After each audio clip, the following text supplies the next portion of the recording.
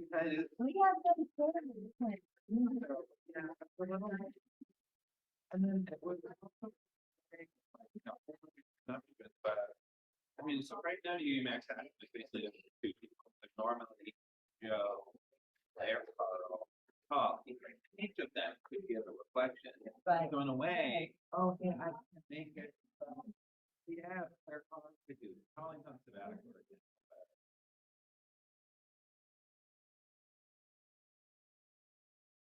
But like,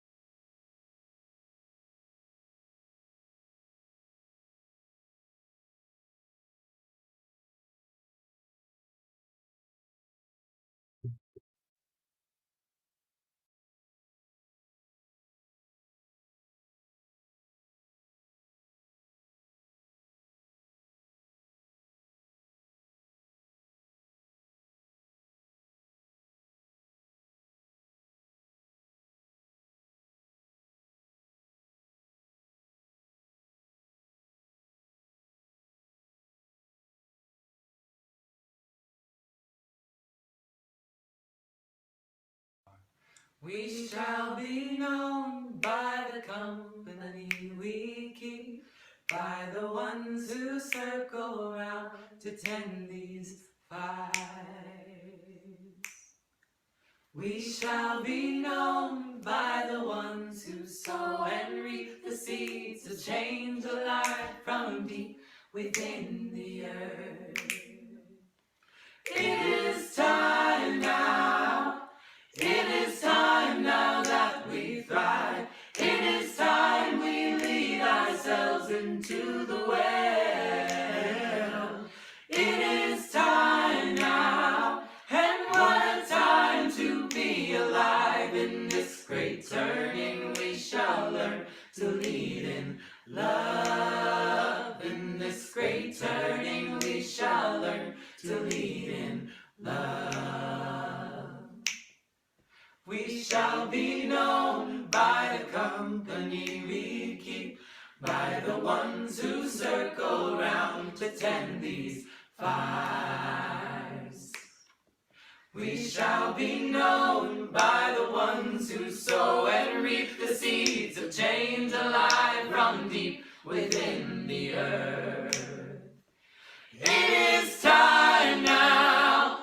It is time now that we thrive. It is time we lead ourselves into the well. It is time now, and what a time to be alive. In this great turning we shall learn to lead in love. In this great turning we shall learn to lead in love. We shall be known by the company we keep, by the ones who circle round to tend these fires. We shall be known by the ones who sow and reap the seeds of change alive from deep within the earth. It is time now, it is time now that we thrive. It is time we lead ourselves into the well. It is time now, and what a time to be alive. In this great turning we shall learn to lead in love. In this great turning we shall learn to lead in love. In this great turning we shall learn to lead in love. In this great turning we shall learn to lead in love. Yay.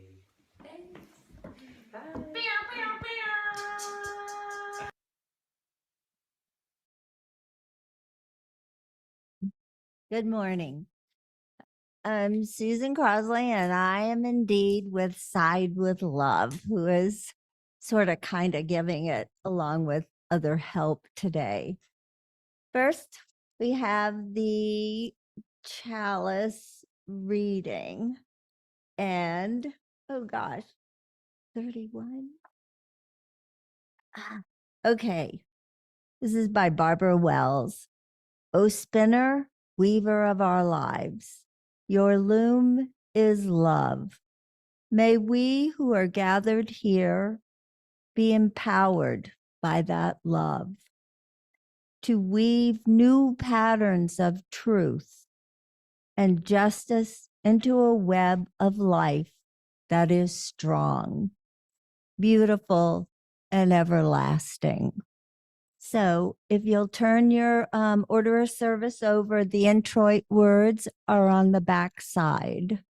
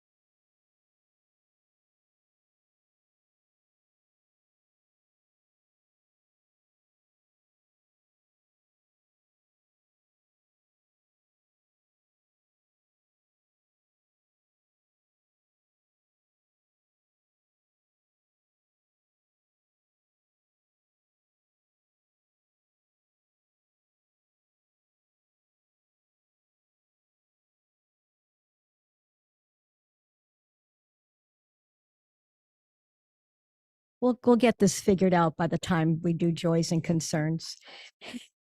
As you can see, we do not have the choir today because they are at the downtown church with Matt. And but we do have a video that will be played that will be the majority of the singing. We're not going to rely on the three of us to sing for you. This is a song that Mara played the flute with us when we were in front of the Bank of America and Chase Bank as a protest for their financing of the building of fossil fuel plants. So it's a good anthem song.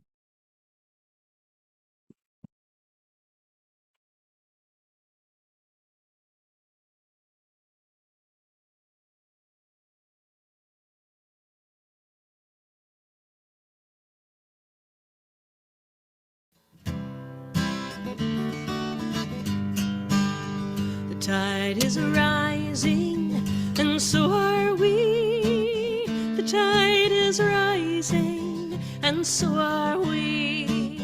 The tide is rising, and so are we. This is where we are called to be. This is where we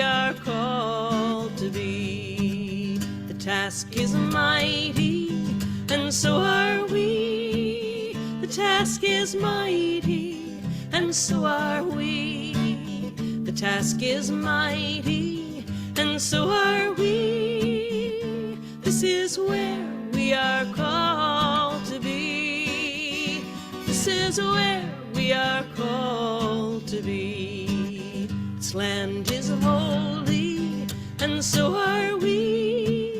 This land is holy, and so are we. This land is holy, and so are we.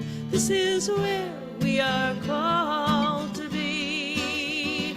This is where we are called to be. The storm is raging, and so are we. The storm is raging, and so are we.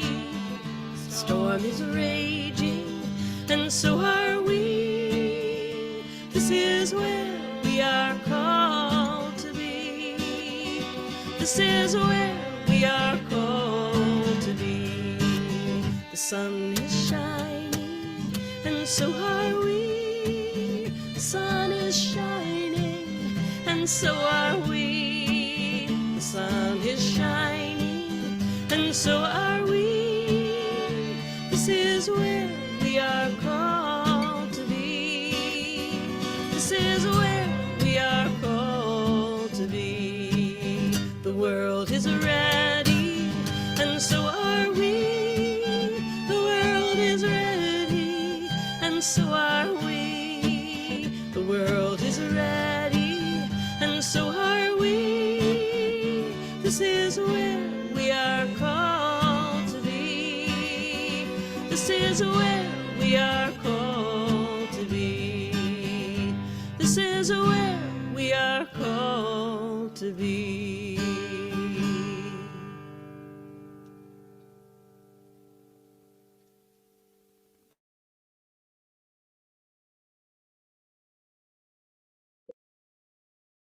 Hey, so welcome and thank you for singing with us on that. Good morning.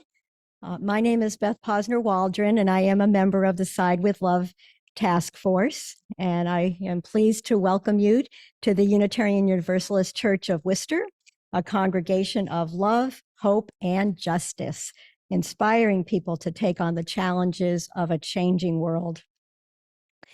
We're going to be doing our acknowledgement of Native people at a little bit later point in the service, so don't be worried that we're skipping that. We offer a special welcome to those of you who are new or visiting us for the first time this morning. We're delighted that you are here, and we hope that you'll join us down the hall in Fellowship Hall following the service for refreshments and conversation. If you have questions or want more information about the service or any of the ministries and programs of the congregation, you can speak to members of our welcoming committee, which isn't their name. And we invite you to fill out one of the cards that are found in the pews, where you can speak to any one of us. The cards can be placed in the offering plate or given to one of the ushers or greeters this morning. So for those of you who are online joining us this morning and not being out here in what is now snowing lightly, we offer you a very special welcome. For safety purposes, and so we might come to know you better as you are able, please type your name on the video feed. The clipboard is going to be passed around, the attendance clipboard. We ask that you sign that as it comes around. You're not obligated to sign, but we appreciate your information and we'll use it for only church purposes. During the service, we offer an opportunity to share a brief personal joy or sorrow. If you would like yours to be read out loud by our worship associate, please print it on an index card that's found in the pew, and you can drop it in the collection plate when it comes around. They'll also be posted outside the minister's office to be shared with our friends at other services. And for those of you who are online, you can type a joy or sorrow in the chat, preface it by "please read," and it'll be shared during the time during the service. In the foyer, there are listening devices and large print orders of service and hymnals for those who may find their assistance beneficial. If you need one and you don't have one, please see one of the ushers who can assist you. I invite you to turn your technology to worship mode. And on the back of the order of service, you will find some announcements as well as a QR code for taking action that we'll talk about at the end of the service. We're glad that you're here and hope that this morning will be an opportunity for rest, reflection, and rejuvenation.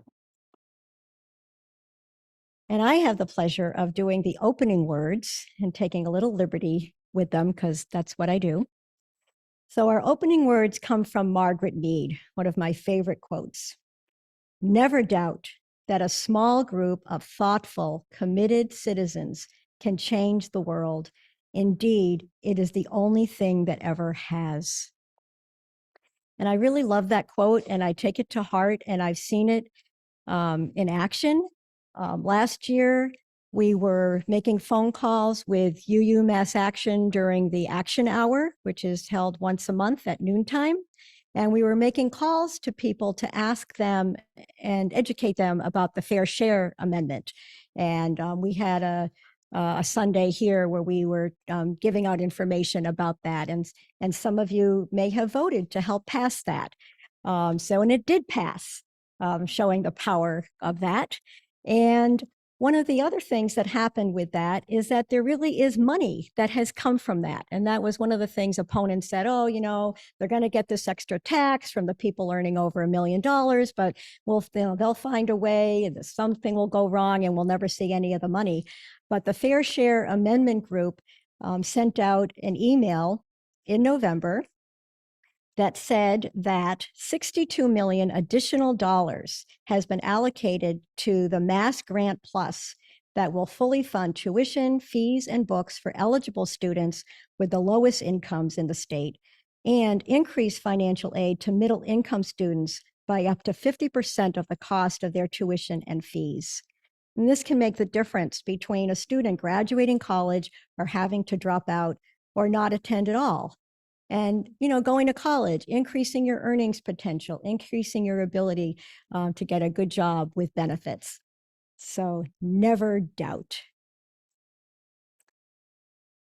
Taking part with other people to act on issues that resonate with my values helps me build resilience for getting through difficult times and not succumbing to depression and giving up hope. You're going to hear more about building resilience in the sermon we have from Reverend Joe. And like I said, we'll also be asking you to take action on one of UU Mass Action's Indigenous Justice campaigns at the end of the service.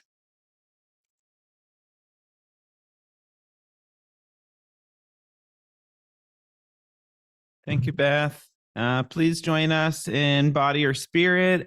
Please rise for our first hymn, hymn number 159. This is my song.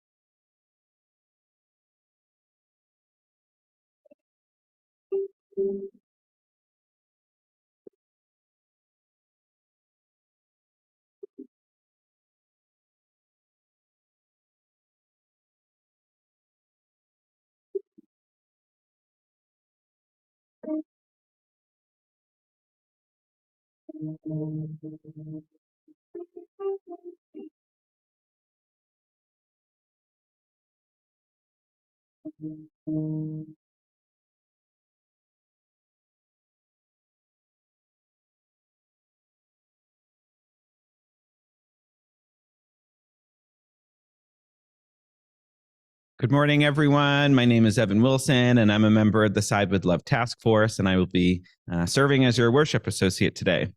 Now is the time in our service for our young people to take a collection. Do we have young people among us to support our Change for Change collection? If so, our young people should get their baskets. And if ye among us have any change to support the Minister's Emergency Fund, please hold up a hand, and our young people will come around and collect change that will support both our UUCW and the broader Worcester community. Once your baskets are filled, you may come bring them up to me up at the pulpit.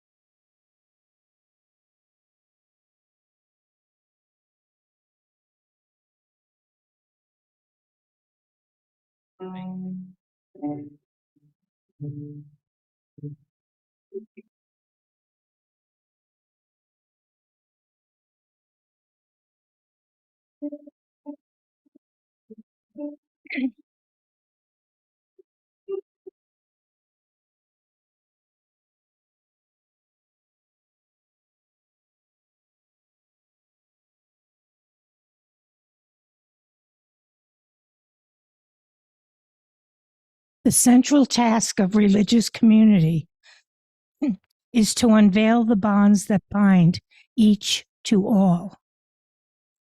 There is a connectedness, a relationship discovered amid the particulars of our own lives and the lives of others. Once felt, it inspires us to act for justice. It is this church that assures us that we are not struggling for justice on our own, but as members of a larger community. This religious community is essential, for alone our vision is too narrow to see all that must be seen, and our strength is too limited to do all that must be done. Together, our vision widens and our strength is renewed.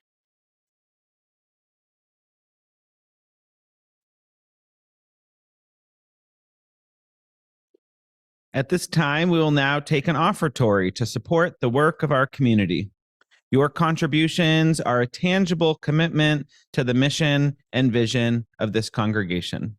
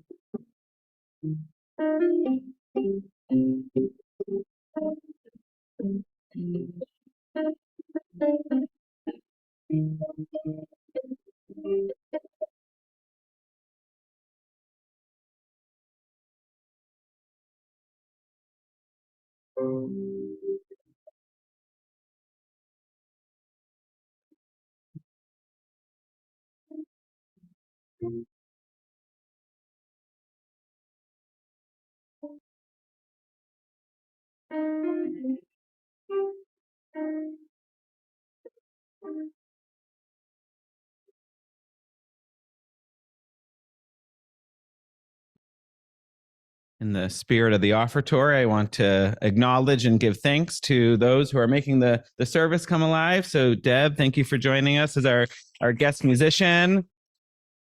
Our ushers in the back, our tech team. It certainly takes a village. So appreciate everyone's contributions to make the. Oh, thank you, Dave.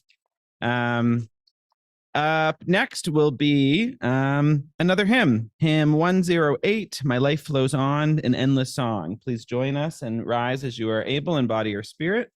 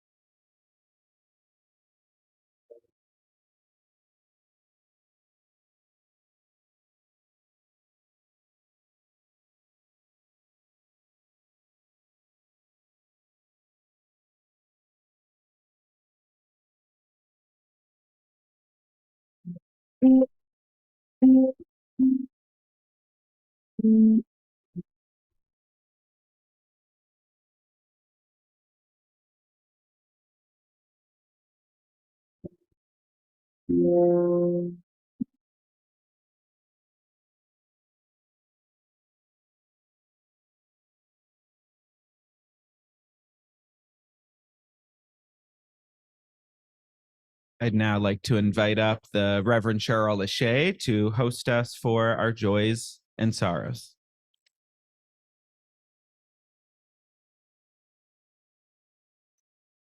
Hello, everyone. I thank Evan for letting me step into his lay-led service and bring a God thing. Yes, you know, that's what I do. Okay. This is the time in our service in which we share with each other in a way of building connection and community, those things that are most heavy or light upon our soul. If you have a joy, something that just is screaming, though don't scream, to be shared, or a sorrow that is a burden we can help you carry, you are invited at this time to share that with us. I have already posted in the computer, as has Sunise, who is my cohort. They don't have sound on Facebook. So that is my sorrow. They're working on it. That is my joy. If you have a joy or sorrow you would like to share, please form a line on each side of the sanctuary. And I'm going to call you from here because moving is a challenge for me. Kim?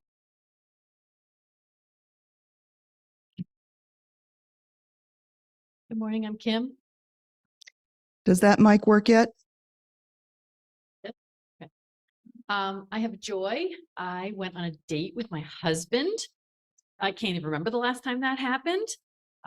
We went out to lunch, had a lovely time, and both got our minds off of the many things that are worrying us right now. So that was a brief joy this time. And my daughter celebrated her Sweet 16 party at Apex, and we didn't have to go. I mean, we had to go drop them off, and we had to go pay for the food and all that. But it was joy because she got to do that on her own. We got to do it on our own. And I really needed a joy in January because January has been awful. I've been to 3 funerals in 5 weeks, and I have a very, very, very sick friend in the hospital right now. And I really could use some prayers for my friend Greta, who's dealing with COVID and pneumonia. And it's really touch and go. So please pray for Greta. Paul?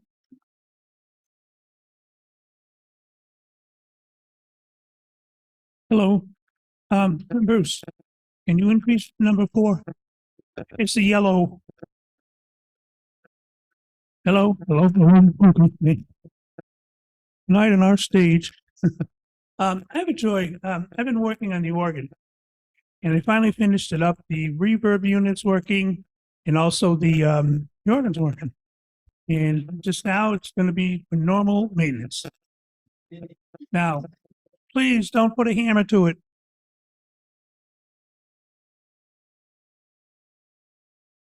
Bajoons. I'm Matt Bajoon. This is my wife, Kate. On Friday, my dad passed away. I'm so sorry. Of course, a big mix of emotions, highs and lows. One of the things I'm grateful for is he was at hospice, and he chose hospice that given his condition. And the day before he went to hospice, he wanted to get on the phone with some friends that he hadn't talked to in a long time, or some current friends. And just minutes ago, I got a call from Marty, checking in, and I said, Marty, he passed away, but he hadn't talked to Marty in 20 years, and he was really tight with Marty. So intellectually, you know, when I heard about hospice, or when we heard about hospice, it gives you a chance to say goodbye. It gives other people the chance to say goodbye to you. And I'm really, I feel blessed that he had those opportunities.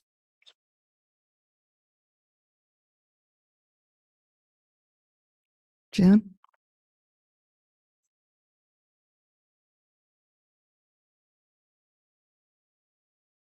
Hi, good morning. My name is Janet Cutman, and last week I had the pleasure of attending the first of the 4 discussions on our racist attitudes, and I speak as a white person. Barry asked me to summarize some of my feelings from the first meeting, and I wrote them down, so I'm going to read. I said I had several takeaways from Sunday's first race relations talk. One was someone's observation that she saw 2 major issues. One is how to address racism expressed by others. And the other is how we white people can better address our own unwelcome racism. Personally, I need to look at my own tendency to make conclusive statements, whether verbally or in thought, when it would be far better to ask people more about their own lives and their own experiences. I'm looking forward to next week when the video addresses the Thanksgiving conversation. That should help me with how to interact with problematic conversation among white people. And for me, that also means my family. Since many white attendees mentioned reticence to discuss the obvious when in the presence of non-white friends, coworkers, or even relatives, I look forward to getting some insight on this as well. The speaker pointed out that pretending not to see difference is as problematic as the opposite attitude. I hope to see more of you there. Pauline?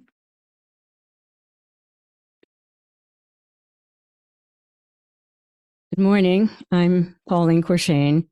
I just wanted to talk a little bit about scamming. I was almost the victim of a very expensive scam Thursday. And I won't go through everything because I can talk to people if they're interested in scamming by phone in the hall later. But anyway, it had to do with my nephew who was in jail in Florida. And I should have known, this is the typical story.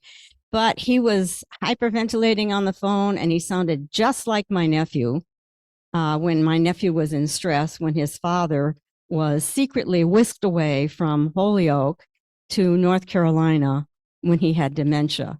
His wife secretly whisked him away. This is the second wife. And so that sounded just like my nephew. And so he was in jail. He had crashed his car trying to get a phone that had fallen on the floor. He crashed into a car where the wife was pregnant. The woman was pregnant and in the hospital.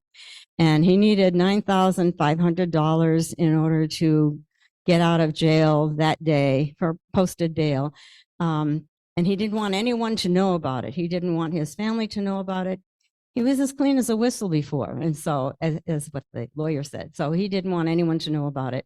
So here I am feeling, I'm going to be a traitor to the family in a sense. I really love my nephew and I need to do well by him. And so he gave me the phone number for the lawyer, the postman, the bondsman or whatever it's called. And I called the bondsman. He gave me a code for the case number, and he couldn't take a credit card or a debit card. And I should have known all this. I know all this. But what happens is they have a way psychologically to focus on getting your emotions involved and the adrenaline going, and then you lose your clarity in your brain. And so here I am off, and he asked me, well, how long will it take? And he kept calling me dear. And at the first few times when I answered him, I also said dear to him because I don't want any man making me feel submissive to him. That's not me. And so, but then I thought I better shut up about this because he may be able to tell me, forget it, forget it. This is done with us. So I decided, okay, I won't say anything when he calls me dear. I'd love to trip him or something. But anyway, so I'm on my way to the bank. Oh, and I had to put this in an envelope that was bubbled. And it had to be cash. And I had to go get the money at the bank. So I'm on my way. Luckily for me, Bank of America, where I am, is closed. It closed. So I had to go down to 255 Park Ave from Tatnuck. And as I'm going down, I had time to think. This adrenaline was no longer flowing as strongly. And I had time to think. So I'm sitting there at the bank and I'm deciding this is a scam. And so I decided I'm going to call my nephew. But I don't know anything about electronics. Anybody who knows me knows that I can't do the computer very well. I can't do anything like that very well. So I'm thinking, I don't have two names on my cell phone. I only know how to do two numbers. I only know how to do one number, one telephone number for one person. And I have a flip phone. I don't even have a smartphone. So this was a home phone, and I was hoping he was home because people work during the week, and he was home. And so that's a happy ending to a very traumatic experience. Thank you. Thank you.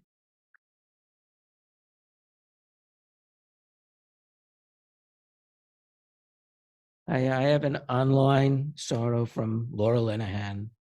She says that her daughter Rain is just getting further and further away from ever getting help. I'm so afraid one day she won't be with me. I'd appreciate prayers. Joe?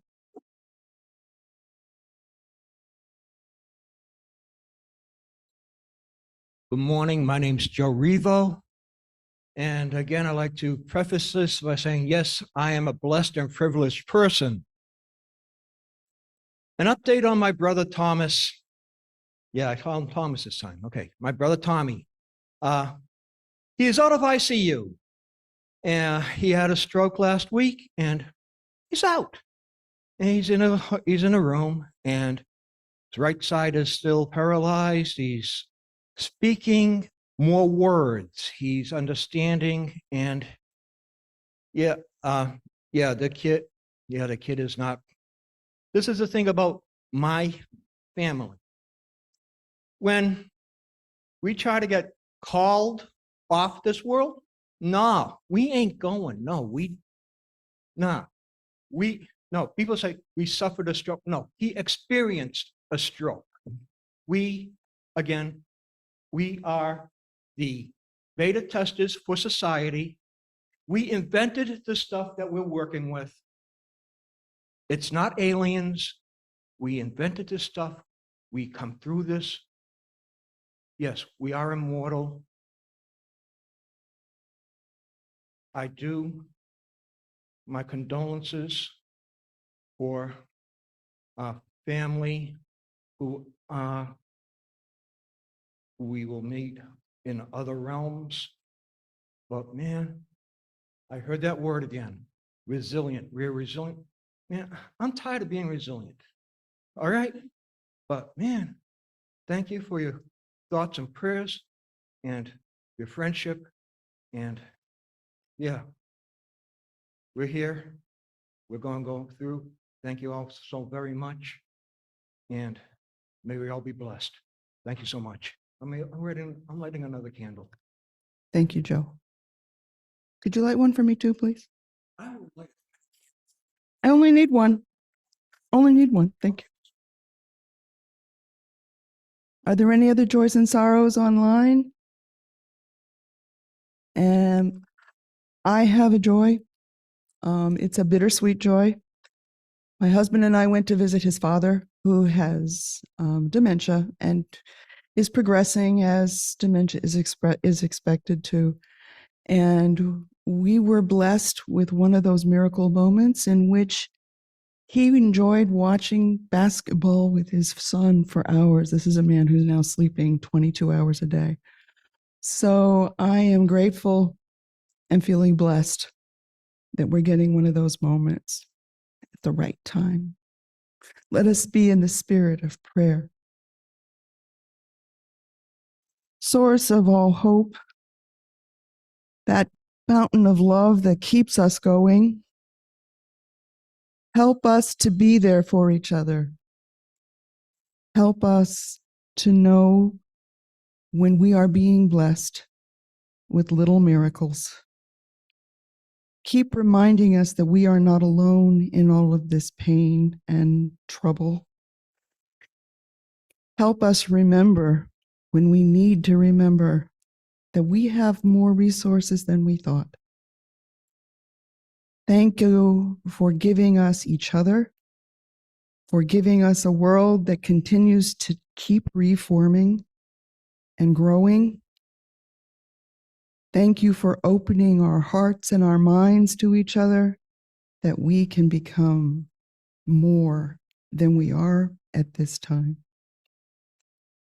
Thank you for the snow. Let us all stay safe in it, and may the skiers be blessed. Amen.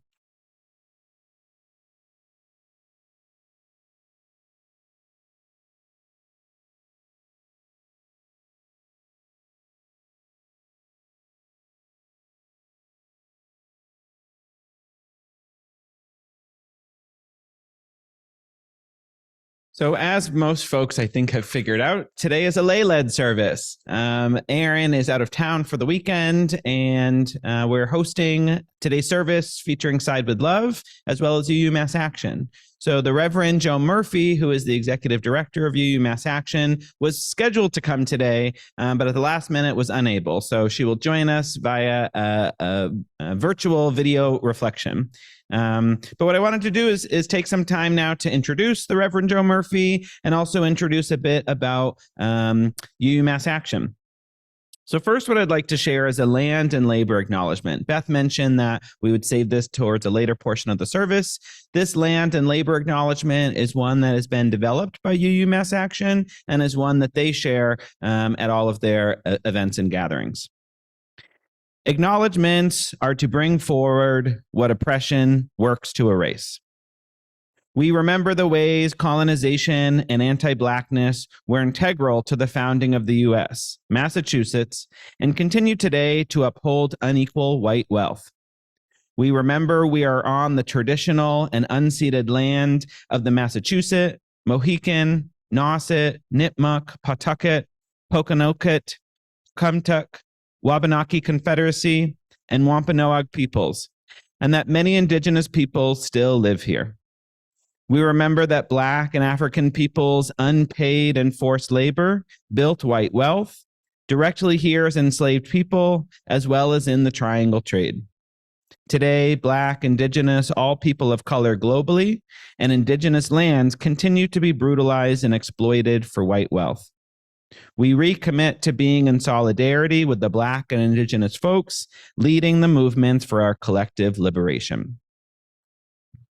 It's a powerful land acknowledgement, and certainly one that would ring hollow without further action.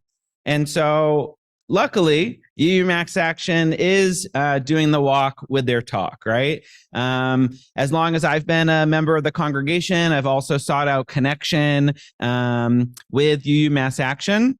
I see them as a bridge between UU congregations and frontline organizations. They are a bridge between us as individuals and a larger movement for social justice here in the state. The UU Mass Action is here in Massachusetts, our statewide action network. Many other UUs, congregations and associations all across the country also have similar action networks.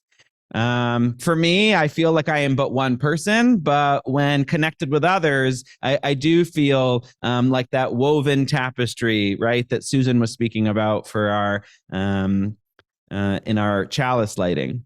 What UU Mass Action does is they help organize. They connect UU congregations to larger issues, either legislation going on being proposed at the State House, demonstrations and actions. And they also provide a whole wealth of trainings and support. UU Mass Action has helped given me a lot of great food for thought, helping think about the levels of action that we can be thinking about. When it comes to addressing justice and oppression, we can be thinking at the internalized level. We can be thinking at the interpersonal level, how we engage with other. The institutional level, right? How issues of justice or power or privilege are enacted through our systems. And then finally at the ideological level. So all these are little gifts and trinkets that UU Mass Action has offered to me. I have 5 things I'd like to share about UU Mass Action. The first is that they have a variety of campaigns. They actually have 5 campaigns. They work on climate and environmental justice. They work to address decarceration and ending solitary confinement, immigrant justice, Indigenous rights, and economic and housing justice. They engage in these campaigns through a variety of actions. One is a weekly action called Action Hours. Beth had mentioned it earlier. This is a Zoom-based collection. It's usually Thursdays at noon, and it is a time where UUs across the state come together, and they might be making phone calls, sending emails. But this is a weekly opportunity to take action based on the priorities that many of the frontline organizations that UU Mass Action is partnering with is asking for timely support around. In addition to the weekly action hours, UU Mass Action also hosts Justice Church, which is a monthly 1-hour program, which is like a combination of coffee hour, training, statewide networking, all condensed into 1 hour on Zoom. A great opportunity to network with other people across the state, have an opportunity to learn and expand. And then another major program is their annual Advocacy Day. This year, Advocacy Day will be held on Tuesday, March 26th. Again, this is a Zoom-based program where UMass Action helps facilitate connections to our local, our state level legislators. So our state senators, our state representatives. What UMass Action does is every year they identify a list of priority legislation items based on working with their frontline organizations. And so they identify a range of items of legislation that they'd like to advance. And that's what the advocacy work becomes. It's taking an organized list of priorities and meeting with our legislators to say, hey, do you know about these items? Can you help advance them? Can you talk about it with your colleagues? So all of this work is part of the slow churn of change, and certainly there's lots of different opportunities for change, right? Again, if you want to show up and do demonstrations, that's the option. But then there's also ways to learn yourself, is also to get involved through the legislative process. Finally, UMass Action also has a variety of working groups. They have a Black Lives Matter working group, which I've been attending, and that's been great insights to bring back from other congregations to help us and to support our eighth principle work. They also have an Indigenous rights working group, which helped form our call for action today. And then finally, a medical aid in dying group. So before I introduce our speaker, Reverend Joe, the Executive Director of UMass Action, I just wanted to again welcome her. Reverend Joe joined UMass Action in 2021. She's ordained as a UU minister. Previously, she served as a community organizer in a variety of roles, and then also served as a chaplain in Boston during the pandemic in the hospitals. So with that, I'd like to welcome Reverend Joe virtually. Her sermon today is titled Filling a Spiritual Backpack for Hard Times.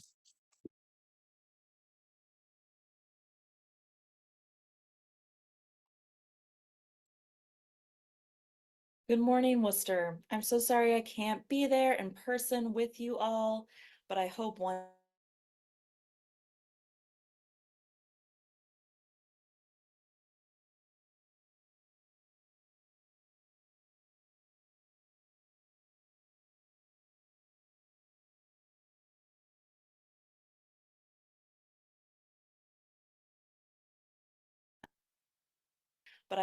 day I will be able to.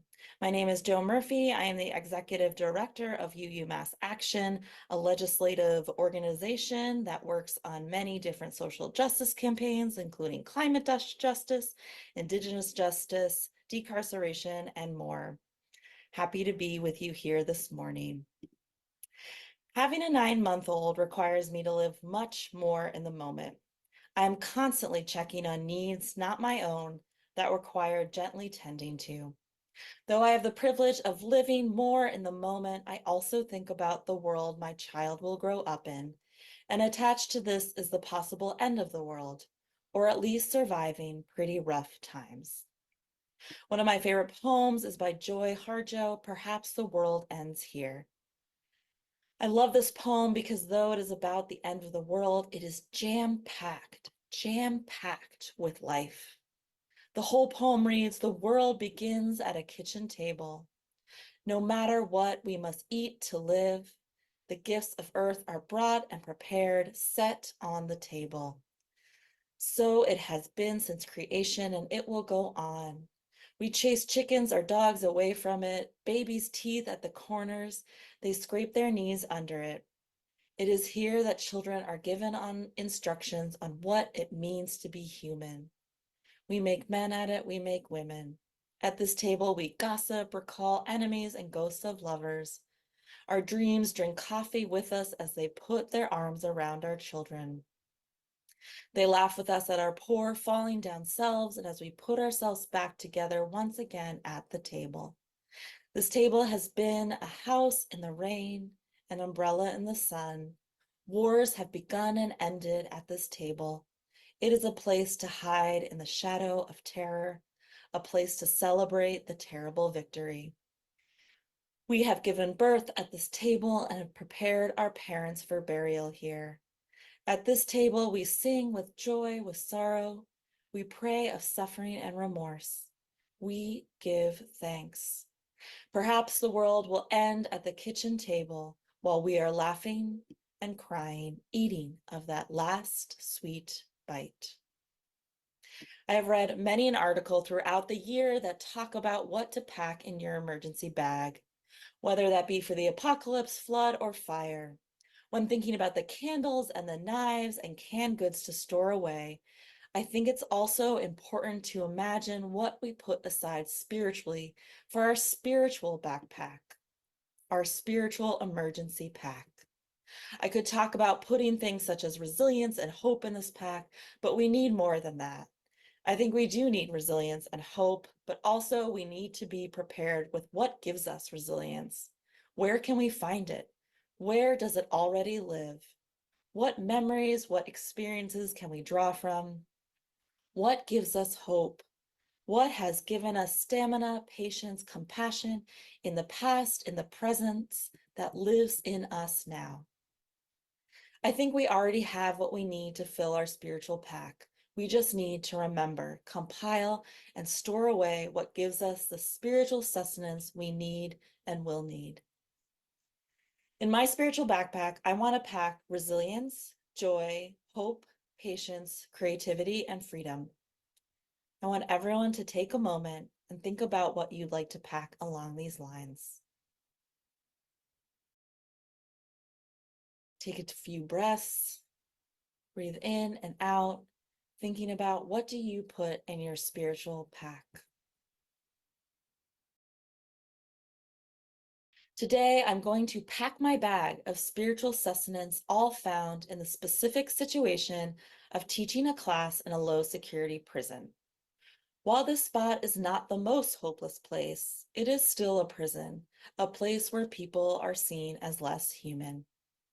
I'm hoping that by packing my bag to go to a place where hope is not easily found, it will bring about more hope. It will bring to mind the ways in which hope itself can be resilient. I want my pack to provide sustenance for myself and others. I will pack resilience. When I think of packing resilience, I think of doing hard things. I think of difficult situations and moving from and through them. And I also think about my dark maroon low-top sneakers. I wear these sneakers every time I lead a class as part of the program Career Pathways, which is a re-entry program for those incarcerated. It's a program to learn more about the career landscape once they get out. These sneakers are often coupled with different clothing items, but I know they fit the requirement of what you can wear in prison, and they have never gotten me in trouble. So I wear them every time. Some of the participants in this program, because they have to be, but are some because they choose to be, and they sit there taking notes, anxious about what awaits them in the outside world. Some are honest with me and tell me they will probably go back to what landed them in prison in the first place. But some light up when I ask them to write an elevator speech about their dream job. This to me, this light, this commitment is resilience, seen by the tall minister in the low-cut maroon sneakers. I'm also packing joy. Joy in a prison can look like the smiles that spread around the room when those incarcerated are asked, if you could be anywhere right now, where would you be? Joy looks like a smile when someone who will be getting out soon says a beach anywhere. And then there's a special joy when upon his departure, someone pats your arm and says, if you are ever in Providence, Rhode Island, and in need of gold, and gives me a wink. I am packing hope. Hope in this pack looks like the website for the job database Idealist, written down in pencil on the back of a packet. Written down as someone in the class is not going back to his life pre-prison. He doesn't have an in with a job with a friend. He wants to talk to kids about his life choices. He wants to search idealist.com for community social justice nonprofits. His persistence, his pursuit of a harder path and pencil-noted dream looks like hope. Creativity. Creativity here looks like a lollipop given to me from unusual supplies found in a low security prison. Waxy, but also fruity, wrapped up in paper. Creativity looks and tastes like hope, like not giving up, like a strange flavor of a waxy homemade lollipop. Freedom. Freedom in this place doesn't look like an object or something written down. Freedom has more of a feeling, a heartburst that you feel when you open the spiritual backpack, a rushing of prison walls coming down, a recognition of humanity, a slight taste of some food, any food, service beyond these walls, a taste of an ice cream sundae, a cake someone's mom used to make. Freedom taps upon all the senses, grounded in reality and moving forward with dreams. Freedom flirts with everything in the spiritual backpack, claiming them all as needed in a world where everyone is free. Now, I want you to remember back when you were packing your spiritual backpack. Think about the words you wanted in it and take a moment, and I'm going to have to trust you all to shout them out. Perhaps someone will pop up and facilitate. Perhaps it'll just be a shouting of all beautiful words of what you're putting in your spiritual backpack. Shout them out. What are you putting in your spiritual backpack? Blessings on all of these things, these items that you've put in your spiritual backpack. May they remain there and grow. May they change. May they gather more items. May they live with freedom amongst each other and grow, giving you all what you need in this moment and in moments forward. Part of packing this bag is remembering why we want to live. It is a practice in living. This particular bag is spiritually packed in a difficult place, in a prison, in a place with few windows, with tons of cement, security walls, and with rules and practices that most often say the people there are less than. Packing this bag is a practice in living in the belief that we can still survive, because I think that is what we will need when the waters rise and the fires spread. I think we will have to remember what it is to be alive and decide if we want to keep doing it. If we want to keep living with dreams and tools that create a better world than the one we exist in, the one that is struggling. In talks about the apocalypse, people frequently note how so much of the world has already experienced types of apocalypse, from genocide to catastrophic weather. Prison can often feel like a psychic apocalypse.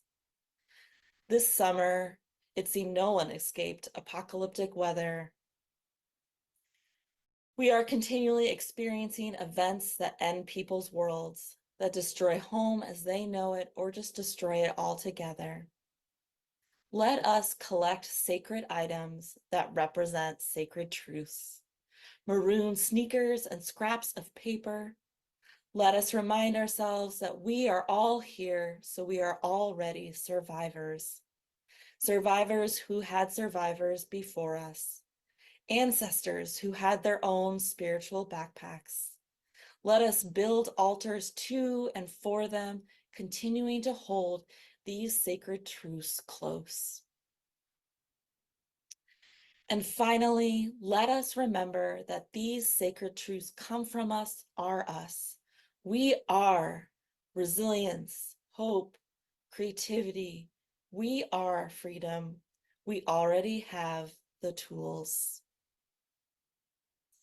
I'm going to take another moment again, silently this time, to just repeat to yourself that you are the things you placed in your spiritual backpack.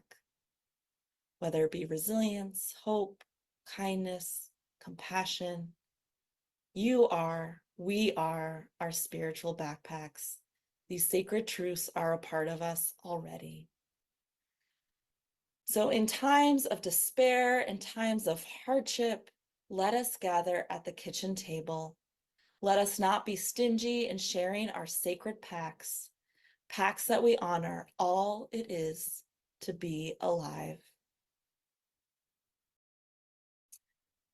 As a note to this sermon, before I close it out with a blessed be, I want us to remember to put joy in our spiritual pacts. In the spirit of good endings, of jubilant endings, I'm going to sing a song and have you sing a song. It has a feeling of letting yourself falling in love with someone who's probably not a good idea, or running for that plane even though you know you won't catch it. All right, so now I'm going to try to teach you the song, even though I'm not there in person. The chorus is just, hey, it's the end of the world now, haven't you heard? Love 'em if you got 'em, boys and girls. And I will point to you and you will sing, hey, it's the end of the world, haven't you heard? So love 'em if you got 'em, boys and girls. And then I'll sing, say goodbye to the past, now raise up your glass and revel while it lasts. It's the end of the world. Sometimes I am afraid to die, my flesh and bones won't testify, my enemies and friends share the same residence. But don't eulogize on my behalf, I'm a long way from my epitaph, I'm only started getting on this lost highway. I am brave and not afraid. Hey, it's the end of the world now, haven't you heard? So love 'em if you got 'em, boys and girls. Say goodbye to the past, now raise up your glass and revel while it lasts. It's the end of the world. I am foolish, I am blind, I lose my heart and lose my mind. My soul feels like a trumpet on the long battlefield. Don't shower me with flatteries, ain't got no time for pleasantries. Just give me the truth and set me free. Hey, it's the end of the world now, haven't you heard? So love 'em if you got 'em, boys and girls. Say goodbye to the past and raise up your glass and revel while it lasts. It's the end of the world. So many blessings on all of you and your spiritual pacts. I hope you created robust ones. Many blessings. Amen and blessed be. Lovely to be here with you all.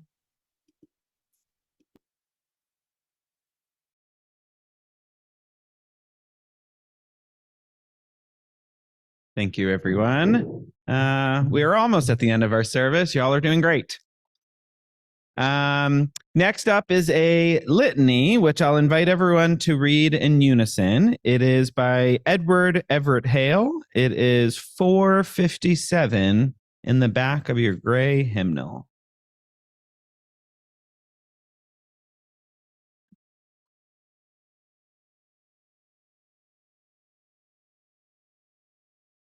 I am only one, but still I am one. I cannot do everything, but still I can do something. And because I cannot do everything, I will not refuse to do the something that I can do. Our final hymn for the service is number 170, We Are a Gentle, Angry People by Holly Near.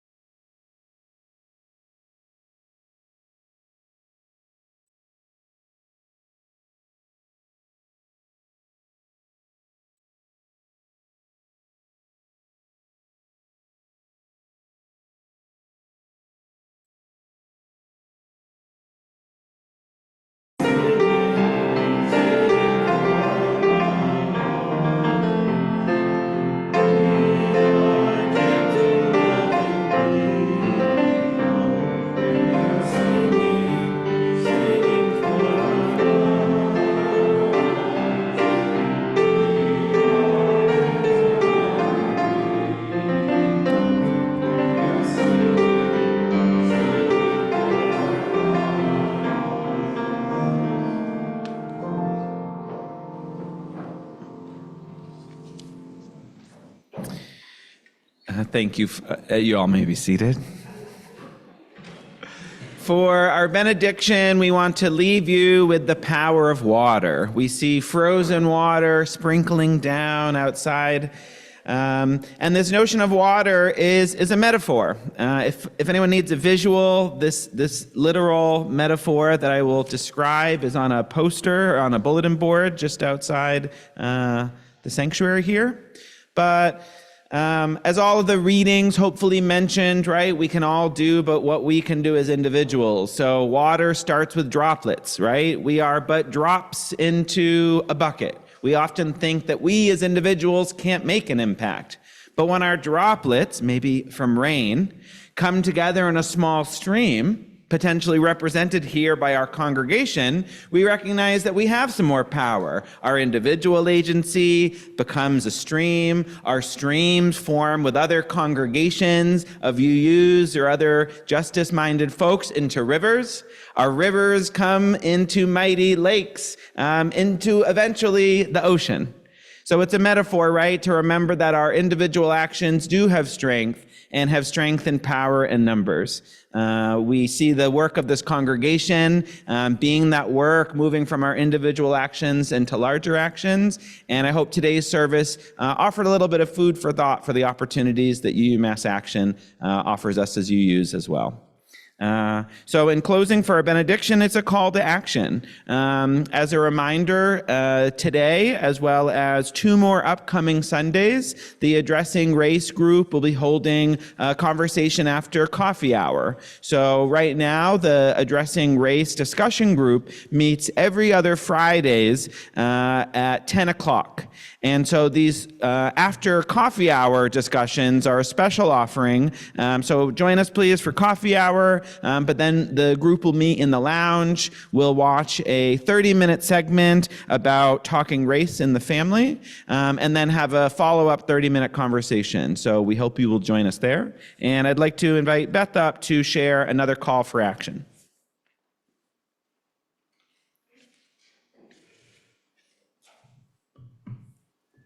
I wore my Doc Martens today, which has a little bit higher sole, but still not enough. So on the back of your order of service is a QR code.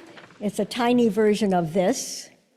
And one of the members of UU Mass Action created it for us so that I can ask you to take part in something that the Indigenous Justice team was doing on Thursday night when I attended a meeting with them.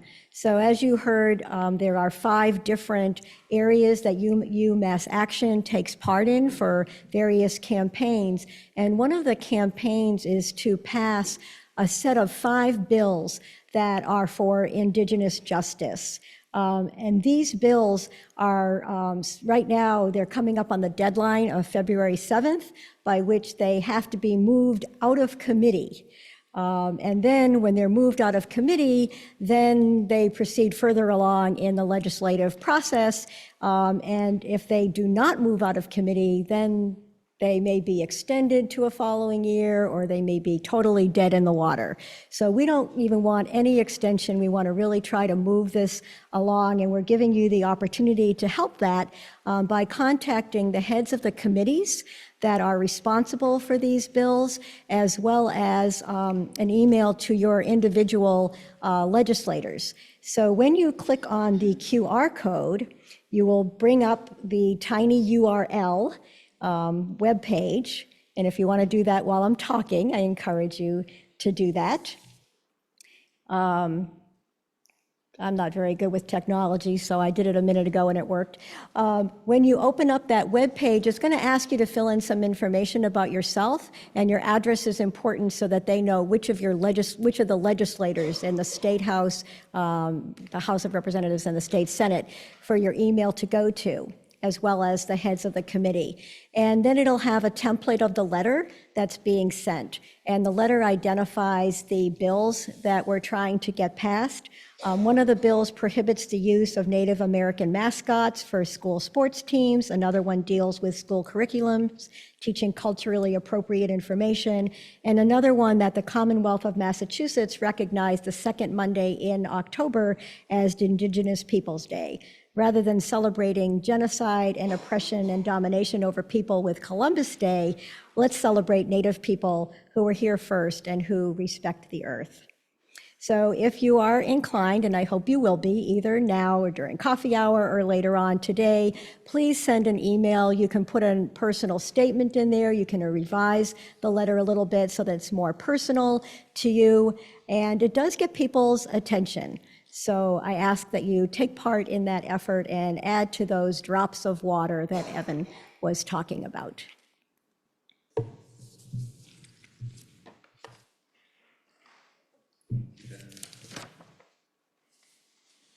Before we turn over to our postlude, I wanted to see if anyone has any announcements. And I believe the mic here should be on, or you're welcome to come up here as well. Hi, Kim again. This Friday is our once-a-month game night at church. It is every first Friday of the month, unless school is canceled in Worcester, in which case we postpone it a week. 6 to 8:30. You can just show up. You don't have to register, but if you want pizza, you have to register in advance, and it's $5. So we hope to see you there. It's a lot of fun. I think we had about 35 people last time. So, and we bring the games, but you can bring games, you can bring friends, you can bring food, whatever you want.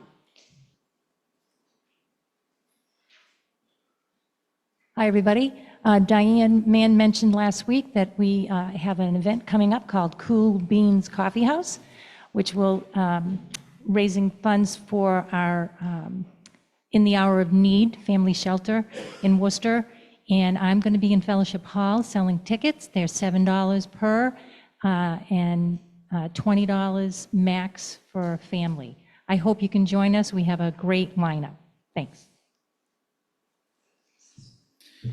So our postlude is a video. It is the Stand By Me song. It is by Playing for Change, song around the world. Following our postlude, everyone is invited to join us for continued fellowship with coffee and refreshments in Fellowship Hall.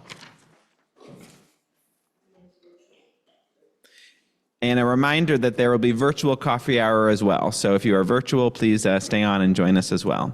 Now the postlude.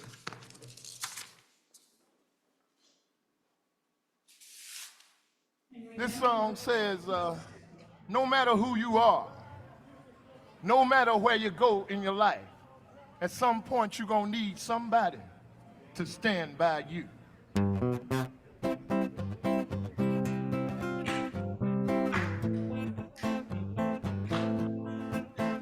Oh yeah, oh my darling, stand by me, no matter who you are. No matter where you go in life, you gon' need somebody to stand by you. No matter how much money you got, all the friends you got, you gon' need somebody to stand by you. When the night has come and the land is dark and that moon is the only light we'll see. Though I won't be afraid, though I won't shed one tear, just as long as your people come and stand by me. And New Orleans, stand by me. Oh, stand by me. Oh, stand by. Come on, stand by me. Yeah.